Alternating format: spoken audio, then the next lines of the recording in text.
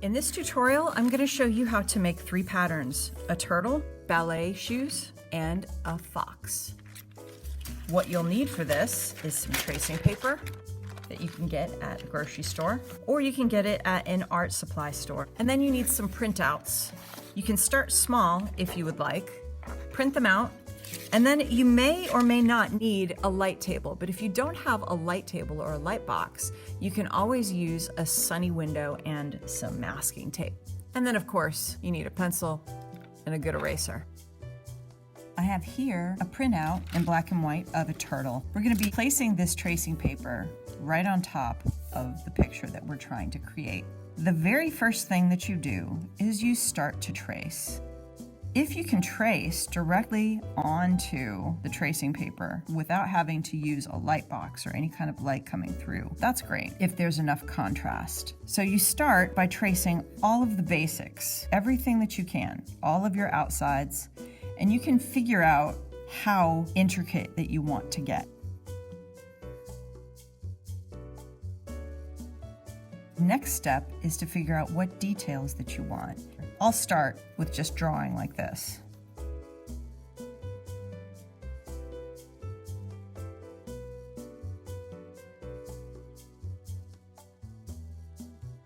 If I wanted to, I could pick up this part right in here, but I can already tell that this is probably going to be a little too small. So I'm going to do what I like to call fudge this detail and leave it out as if this little border here was just going to be stopping right here. So already I have a drawing of a turtle, and everything, strangely enough, kind of gets broken up just like you would in stained glass normally. But now I just can figure out what details I want to keep. So you're trying to make pieces that are cuttable. That is first and foremost. And if you've got some experience with cutting glass, you understand what kind of cuts you can make and what kind of cuts are more difficult to make. If you're trying to make this easy, then what you'll probably want to do is simplify and fudge the details, like I was saying before. So you may not necessarily want to divide up this shell into that many sections. So if you're trying to just make it basic, you can keep it like this. And then I'm just stopping that border here. I am just gonna leave it like this for right now. I feel like this is enough. So now you have to just look and first say, can I cut each one of these? And the answer is yes. So you look and you look, and you can do some erasing. If I wanted to, say, make this a little bit wider so that it would be easier for me to cut and it wouldn't be so narrow, I can do that. So we're sort of acting like we're going to have this side of the border of the shell be visible, but this side will not. This leg is a good shape. So is this one. This is a good shape for the head. This is one where I would have to say this is a little too severe of a curve. If you wanted to, you could have a break line right here. So you could have it divided into 2 parts. That would make this a whole lot easier. If you're a little bit more daring and you would rather just cut this piece and be able to use the grinder, if you happen to have an 1/8 of an inch grinder, you can get into this part right here, or a 1/4 inch grinder. You could get into this part and then leave this just by itself. So this can make a sun catcher if you want to. The only thing you have to be really careful about is you have all of these lines that go straight across. And on the internet, they are referred to as hinge points. They're places where a piece is going to be unstable and it's going to bend off and break. I'm going to add a background to this. Now, the best way to add a background is to go with the places where you need it. So you are going to need, likely, you're going to be needing break lines coming from these points. These are the points that stick out, and you need to have something that's coming from those points. So the thing I like to use, my go-to, is horizontals. If I was going to make this a panel, I would likely crop it.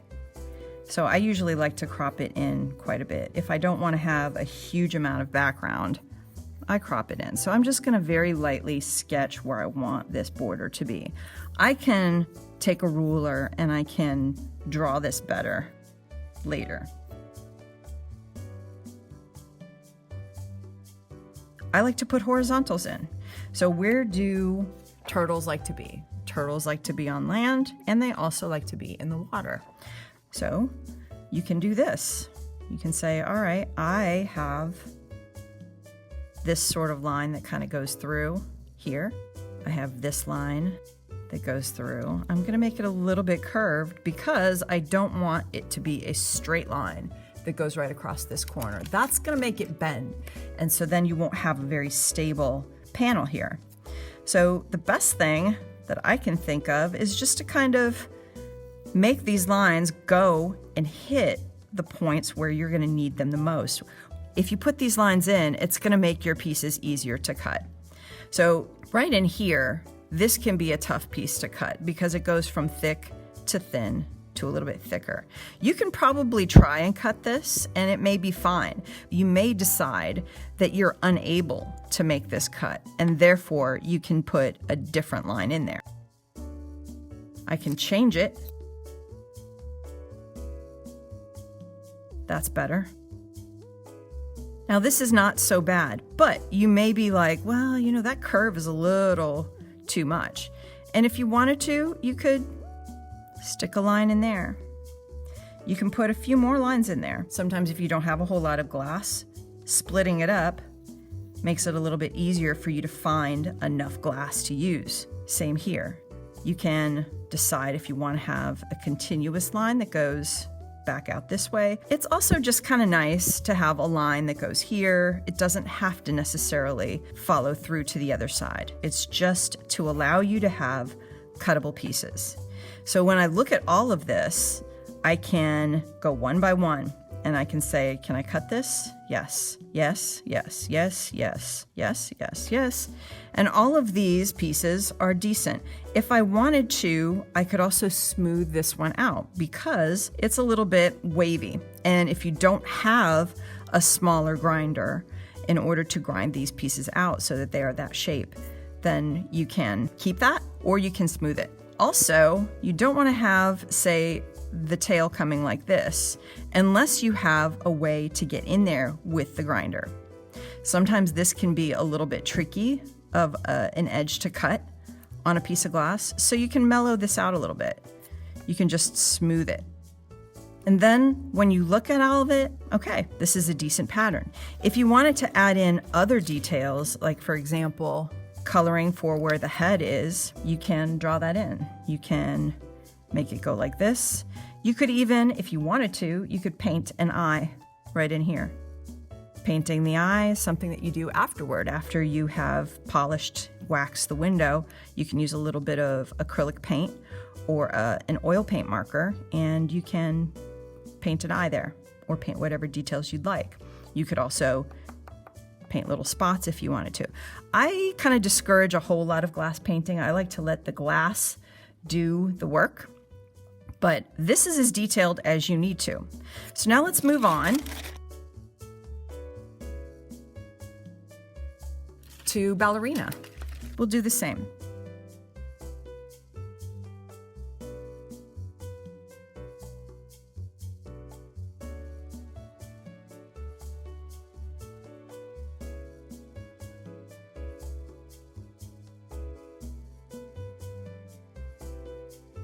I've got a good amount of the details put in here for these ballerina shoes. Now, if you look at the difference between what I've traced and what the original would be, there's a lot of wrinkles here, which you could put in there if you wanted to, but to simplify, I'm taking those out. I'm smoothing those out. I am fudging the details.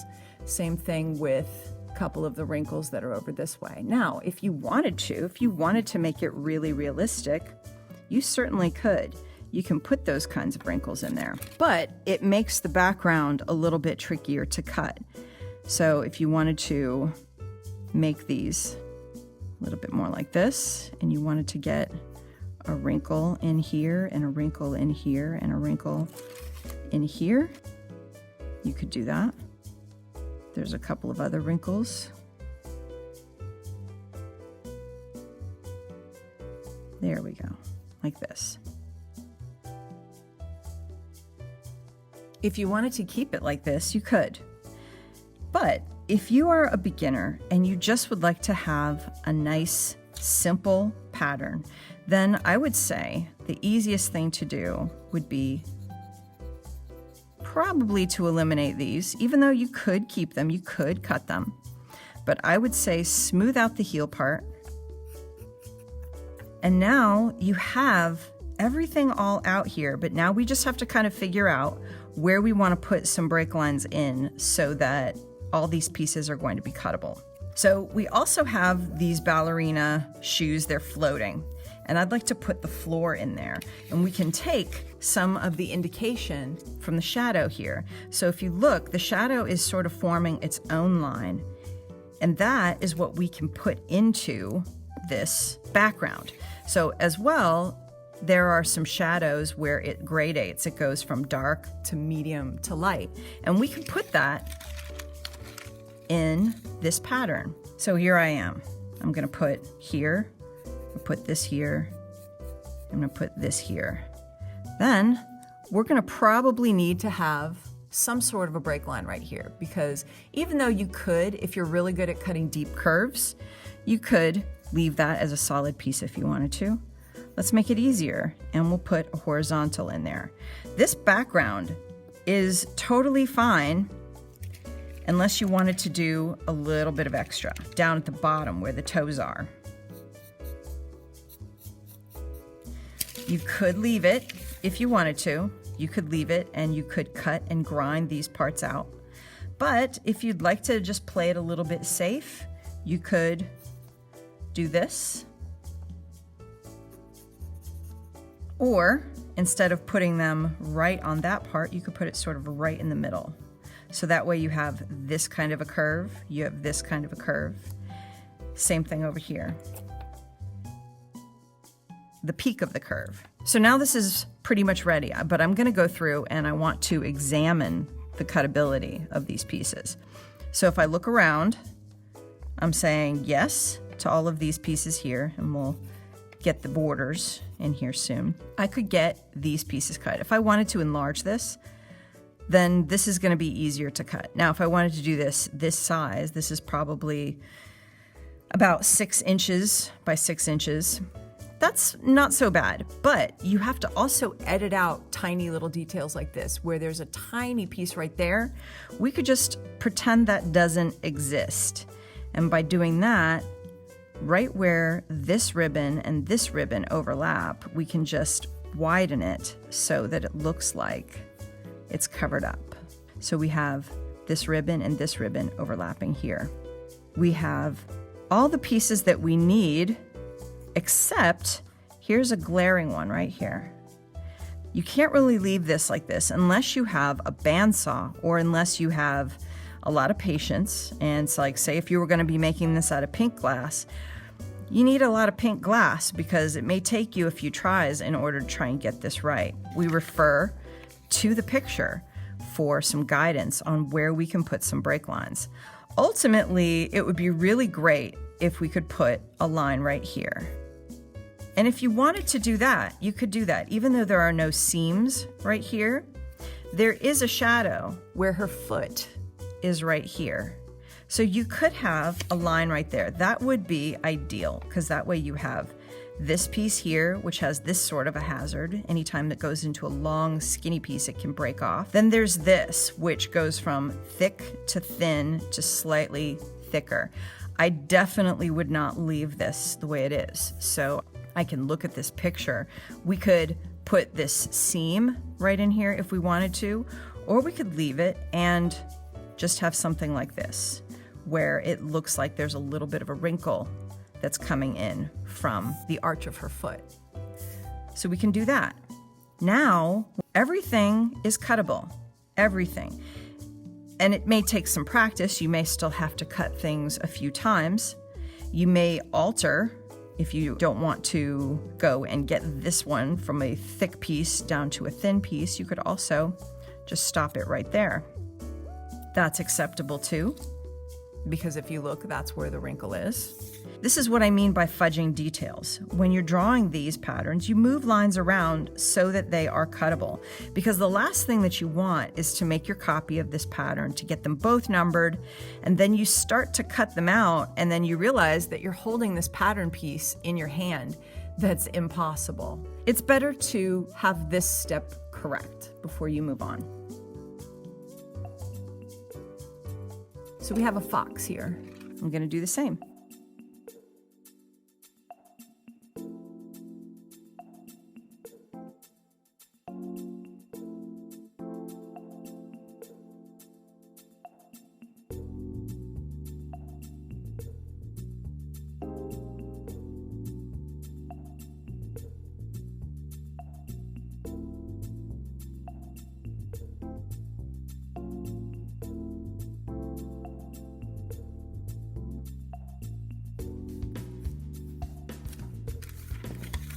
All right, so now I have this fox here. And I just did the very, very basics of what's going on. So when I was examining this fox, I was tracing the parts that caught light, and there were also a couple of parts that I skipped for right now, but I will add those in later. So you're looking for parts where the light hits differently, where the fur texture may change, anything that you can use to break up this space. So right where his leg is creased, where it's folded and tucked in behind him, you've got the body here, you have the tail that's going way in the back, you also have the little poof of white, you have the snow that's beneath them. There's also some landscape in the background, and that's also going to play in a little bit later. But for now, there are features in this face that we can put break lines in. I would be tempted to use a light table on this because the way this printed out, there's a lot of very dark shadows that may not be picked up if you just set this tracing paper right on top of this. So I tried as best as I could, but what I will do here is I'll freehand it.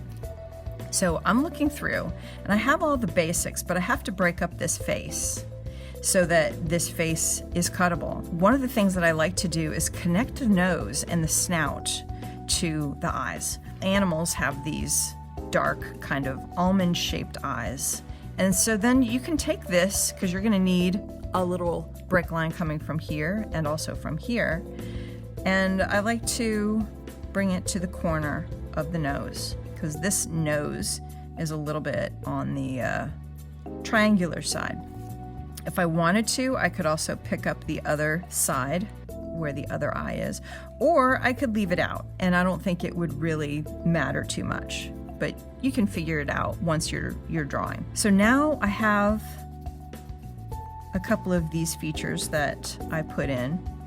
So this is the mouth, and the mouth kind of goes through. It almost looks like he's smiling, and then it kind of curves down and around. So that is what I can use for this section right here. I also have this part, underside of the mouth. I just drew those squiggle lines in there to add the hair, but if you really wanted to, you could probably figure out a way to make this scruffy. You could do this if you wanted to.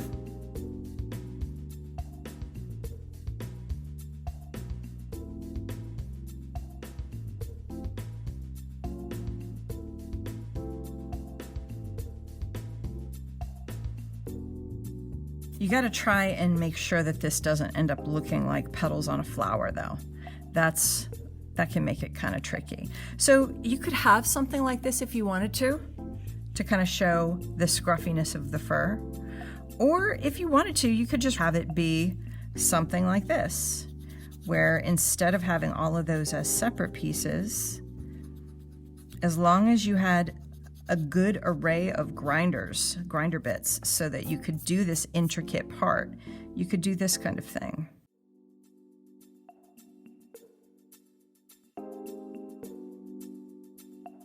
I'm going to try and include right over here.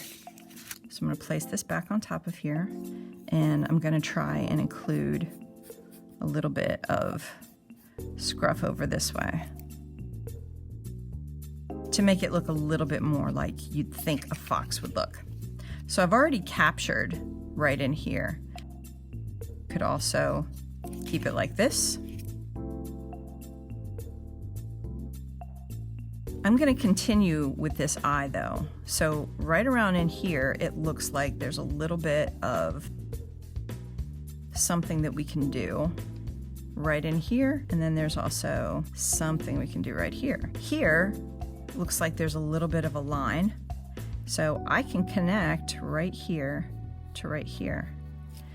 Now, I'm looking and there's still a decent difficulty level with some of these pieces. For this ear, I'm going to set this back on top of here because there's a couple of little places where it changes color. So I can go like this and like this. So now I have some places where I can have pieces in different colors. So this is the outside of the ear, this is the inside of the ear.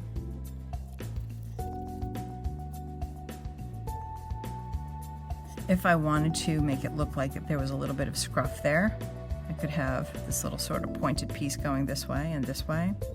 I also need to break up this part right in here. So that can just go out this way. Here, this can follow the movement of the fur. So it can kind of follow around like this. So I can go here. If I wanted to, I could just erase that part right here. If you wanted to put in whiskers, you can put in whiskers after. But for right now, you can just keep it really simple. And you can use the colors to help to make this look more like a fox. You could leave that. There, I'm taking that part out a little bit. Now we have the feet. So the feet kind of go here, like this. It looks like there's 1, 2, there's probably 4 toes in there, but if you wanted to just make them just a few right here, and then this is where the leg is, you can divide up the toes. Here you can't really see so much what's going on, but there is a leg underneath here. If you wanted to make this so that it had a little bit of scruff, you can use these available break lines in order to do that. So meaning like, there are several ways that you can do this. If I wanted to, I could also break this up so that there was more scruff going on. But either way, when you put these kinds of partitions of hair like this, you do have to make sure that you have turned it into a cuttable piece. I can move on to the tail.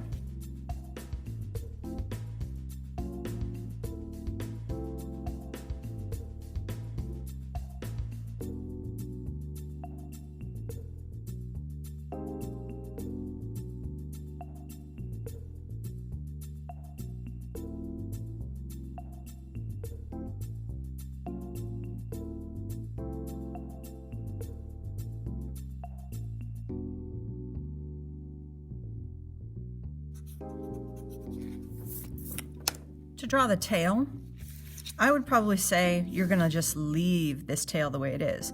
Normally, you would see a little white tip at the very end. That's what I'm seeing right here.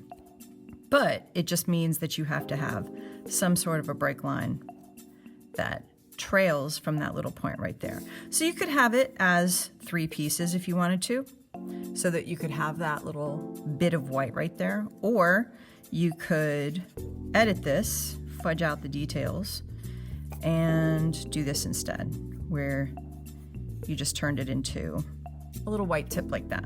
And you can alter that curve so that it's not quite so severe. If you want to add a little bit of a curve like that, that's fine. But just make sure that you can cut this and use the grinder. So I have most of these details right here. I feel like I need for this nose to be just a little bit more long. I feel like it's not quite long enough. So I'm gonna just make it just a tiny bit longer so that it looks more like a fox and less like a little dog. There, that's a little bit more like it. If you want to now check to see what can you cut and what you can't. Going from here, yes, I can cut this. I'm just going through the body right now. So that's his hindquarters right there. If you're needing to break up the space a little bit more, you can add a little bit more here if you want. You could put a break line in, but you don't need to. You can just keep that as a solid piece if you want to. There's no need to break it up for any other purposes other than maybe you don't have enough glass. And so sometimes splitting it up is going to help you to have that glass, have more glass to use. Here, you definitely need to have something because this nose is protruding into here. So if you want to, you can make it just part of the body here, or you can make it come out a little bit here. So that's not a problem. So you can have a break line cut that comes out like that, or you can make it kind of come down. That's totally up to you. Here's a little paw. You can cut this as a separate piece and you can put little paint bits right here if you want to for the claws. You can alter this if you want to. You can make it a little bit less severe, a little less curvy, because this is the snow, and the snow is very organic, and so you can change the surface of the snow however you want. And then you have this mane around here. All of this, we made it so that it was cuttable. So here are the feet. You could probably put a couple little paint bits right here if you wanted to. This could be one piece if you wanted. The paws right here. These are the scruff. This is the scruff. We have the ear. The only other thing that maybe you'd want to put another break line in would be either this piece right here, because it kind of has this curve like this. So if you want to, you could make it so that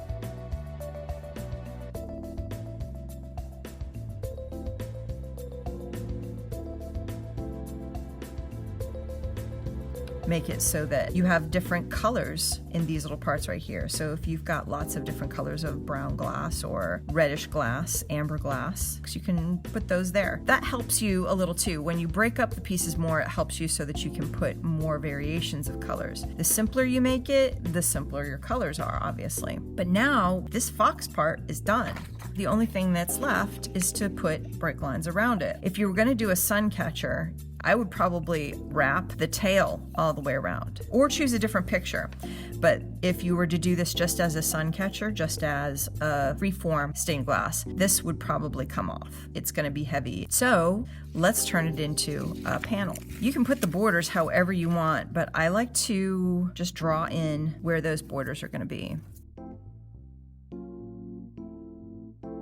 It looks like this fox is hanging out in maybe the sunset or the sunrise. So you have this line that goes across, and it happens to hit right at some key points. Same with where the snow hits. We'll need to have break lines coming in from this point, from here, probably from here, and then usually right somewhere around here. Again, my go-to is horizontals. So I'm going to start here, and this is a piece of its own, so I'm just going to make it kind of go around gently up around here, and then I'm going to curve it back down. So that can be a piece. If you wanted to break it up right here, you could. And then here, you can have it slope down. Or you could cover up the whole entire paw, make the snow come up, cover the paw, and you have a great big patch of snow right there. But you could also make the snow come around this way. So this is all snow here. And I'm just mellowing out these lines a little bit so that they're more even and they look like they're more of a cuttable line. So you turn these lines less from sketchy lines and more into solid lines. So this is where you absolutely need to have an eraser. So now here is the horizon going out. This one's nice, conveniently located on the horizon. Here can be a delineation between the foreground and the middle ground. Now, I'm just not even looking at the picture anymore, and now I'm just concentrating on where I need to have break lines in order to make them cuttable. You need to have them at the tips of the ears. You need to have them where all of these scruffy parts of the fox are. I'm putting a horizon line that just hits right about here, because that's going to make it so that you can cut this piece. These can be background, middle ground, and then foreground, however you want to do it. And then right up around here, you could have, if you wanted to, you could have a line that just kind of comes down. You could have it be mountains if you wanted to. This is a long enough line so that it's probably not going to bend. If you made it go from one edge here all the way up to an edge there, it may bend off. So it's better to make it so that it starts at an edge, trails down, and then maybe stops right at a line. You could have it go wavy across if you wanted to, but you need to make sure that it is wavy. What I like to avoid is this, having antennas. Personally, I prefer to have things that look a little bit more natural. What I'll usually do is I will make these rolling cloud sort of things. So there's a cloud right there for you. You don't have to have a line in there if you want to do that. You could have this whole piece do this if you want. If you're limited on the amount of glass that you have, you could make the whole entire thing another cloud if you wanted to. So instead of having a great big piece that goes straight across, do some sort of thing like this, where you have a line that trails out or trails up. This can be a cloud if you want to. This can be another cloud. You can have this come back down and be another cloud. That just makes it look a little bit more natural, like there is a sky there. Now, the one thing that I want to make sure of is down here, we have this other part of the hair. This one slopes outward. The thing that people do, which is a mistake in my opinion, is this, and they will make this go straight out like this. And when you have a line that comes to a point like this, and then you make a line that goes straight out, you still have that point. And you can still have, if you try and cut this piece, you can still have a part that breaks off right there. So what I do is I tell people, make it either trail out, slope right along, or slope along this way. These are called vertical angles. That's the way that you always want to have break lines coming from a point. You have this line that kind of follows along. You have this line that follows along. And you can have any of those break lines fall into this little spot right here with good cutability. Anything else, like a line jutting straight out like that, it's going to have a crack. I just have a line that goes out that way. And now I have a finished pattern.